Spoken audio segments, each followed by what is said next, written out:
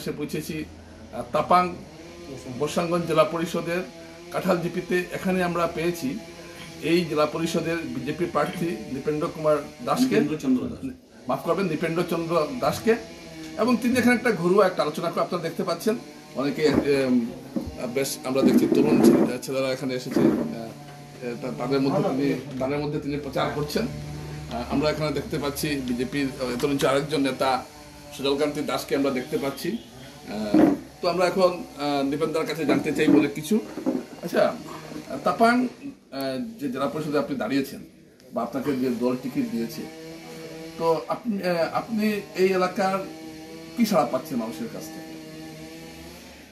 এই তাপাং অঞ্চলটি আমাদের কাছাড় জেলায় যত বিজেপির আমরা সংগঠন আছে, বরাকবেলিতে যে আমাদের জেলা পর্যায়ে যে আমাদের জেলা কমিটি আছে, মণ্ডল কমিটি আছে বরাক উপত্যকায়, সবাই জানে যে তাপাং অঞ্চলটি হচ্ছে বিজেপির একটি ঘাঁটি।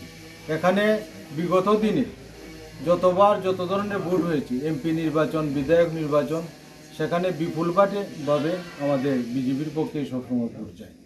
তো এবারে নির্বাচনে আমি আমার বর্ষাঙ্গন তাপাং জেলা পরিষদ এরিয়া যে আমি মিটিং করেছি, ঘরোয়া সভা করেছি, জনসংযোগ করেছি, সবের আশীর্বাদ এবং ভোটদান আমার প্রতি আছে। আমার দৃঢ় বিশ্বাস এবারের পঞ্চায়েত নির্বাচনে কাস্টিং ভোটের 95% ভোট আমি এখানে পাবো। তিনি দাবি করছেন কাস্টিং ভোটের 95% ভোট পাবেন, তিনি দাবি করছেন। আচ্ছা, এই তাপাং জেলা পরিষদ, বর্ষাঙ্গন তাপাং জেলা পরিষদের ভোটারের সংখ্যা কত? এখানে আমাদের এবছরে জিপি পুনর্নির্ধারণ, মানে পঞ্চায়েত যে পুনর্নির্ধারণ হয়েছে, সেই পুনর্নির্ধারণে ডিলিমিটেশনে আমাদের প্রথম ছিল 7টা জিপি, এবারে ডিলিমিটেশন হওয়ার পর এখানে 8টা জিপি হয়েছে। 8টা জিপিতে টোটাল ভোট আছে 48,000। আপনার কোন জিপি? আমার হচ্ছে রুসকান্দি জিপি।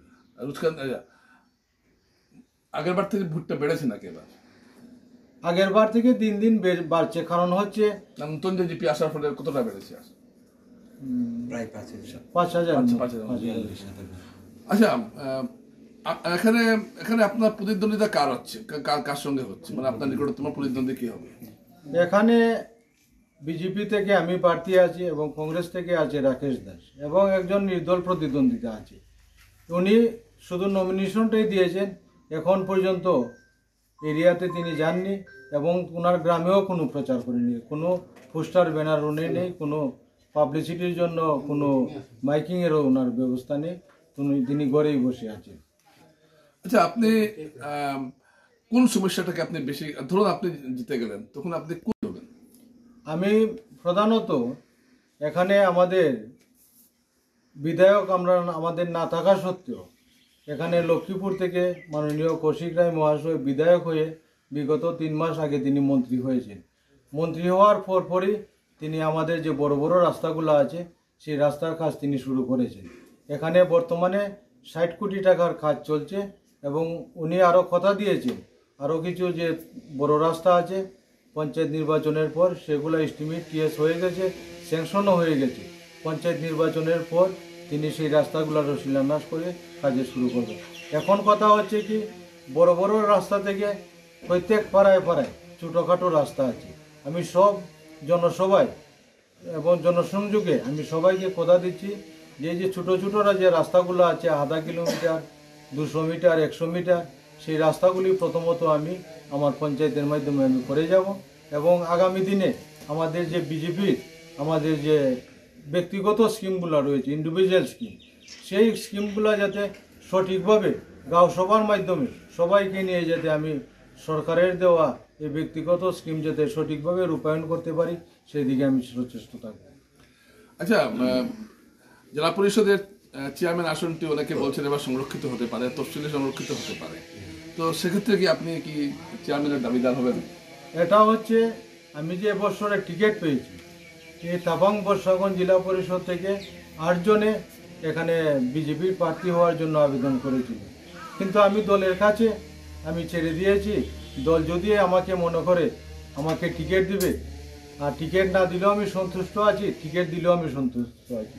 যেহেতু আমিও এবছর জানতে পারি যে এটা চেয়ারম্যান পদটি এবার এসসি সংরক্ষিত, এখন দলের উপরে আমার বিজেপি পার্টির উপরে আমি ছেড়ে দিব। দল যদি মনে করে আমাকে চেয়ারম্যান করবেন তো ঠিক আছে, আর চেয়ারম্যান আমাকে না করলেও এতে আমি অসন্তুষ্ট না।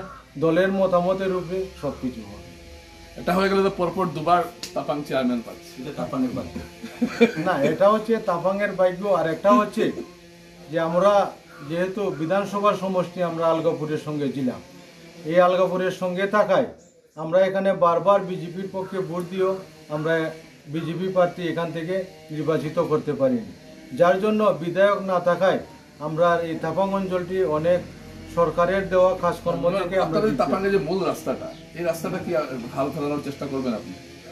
না, মূল রাস্তা হচ্ছে আমাদের তাপাং। জেলা পরিষদের রাস্তা নয় জানি, কিন্তু আপনি প্রভাব খাটিয়ে এটা করার কি চেষ্টা করবেন? না, মূল যে দুটা রাস্তা আছে, একটা হচ্ছে আমাদের কাঁঠাল থেকে রুসকান্দি অবধি, আর একটা রাস্তা হচ্ছে আমাদের শ্রীকোনা থেকে মোহনপুর পর্যন্ত। এই দুটা কাজ উনি স্যাংশন করে আমাদের মন্ত্রী কাজ শুরু করেছেন বর্তমানে। আপনি আপনার ভোটারদের যদি কোনো বার্তা দিতে চান আমাদের মাধ্যমে, সেটা আপনি দিতে পারেন। না, বার্তা হচ্ছে এটাই যে আজকে তাপাং অঞ্চলের মানুষ বিজেপির পাশে সবসময় আছে, আগামী দিনেও থাকবে। আর সবাইকে আমি আগামী পঞ্চায়েত নির্বাচনে আশীর্বাদ এবং ভোটদান চাইছি। আপনাদের মাধ্যমে সেই বার্তাটি দিতে চাই যে আমাকে আপনারা আপনাদের আশীর্বাদ এবং ভোটদানের মাধ্যমে আপনারা বিজয়ী করেন।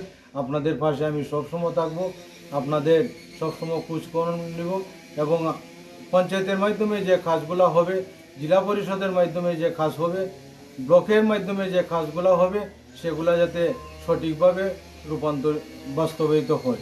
এবং যে কাজগুলা হয়তো পঞ্চায়েতের মাধ্যমে জেলা পরিষদের পক্ষে সম্ভব না হয়, আমি মন্ত্রীর সঙ্গে কথা বলেছি, মন্ত্রীও আমাকে আশ্বাস দিয়েছেন যে কাজগুলা পঞ্চায়েতের বাইরে থাকবে সেগুলা জনগণের দাবি অনুযায়ী আমি করে যাব। অনেক ধন্যবাদ আপনাকে। এবার আমি একটু সামান্য সংক্ষেপে বলার জন্য আমি শীতলকান্তি দাসকে একটু বলবো। নমস্কার।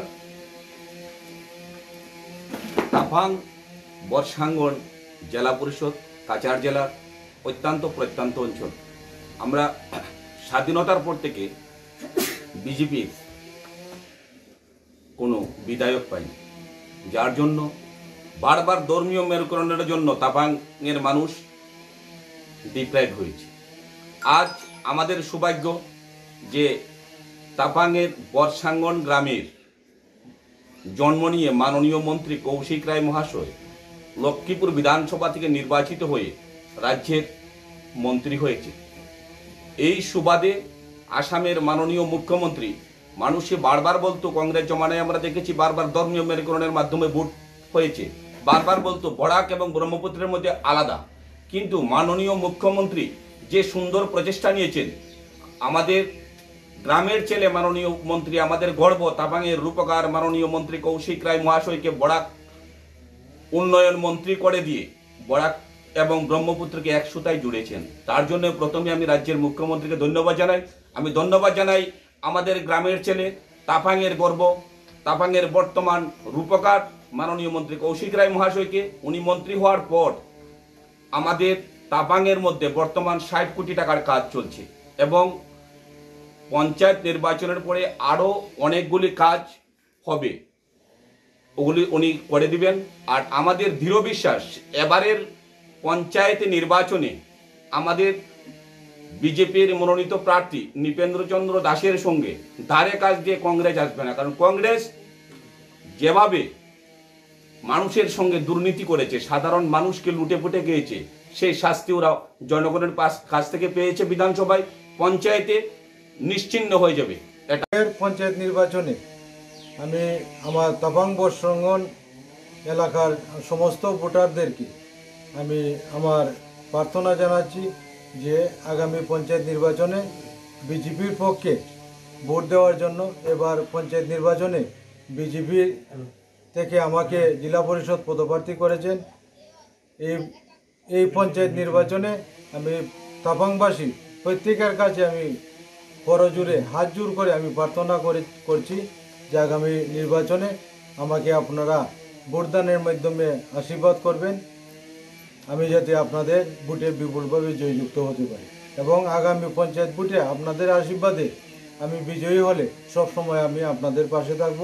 উন্নয়নমূলক কাজ যা সরকার থেকে আসবে তা সঠিকভাবে বাস্তবে রূপায়িত করে যাব এবং আমার পক্ষে যে কাজগুলো সম্ভব হবে না আমি মন্ত্রীর সাহায্যে আপনাদের এই কাজগুলো আমি করে যাব।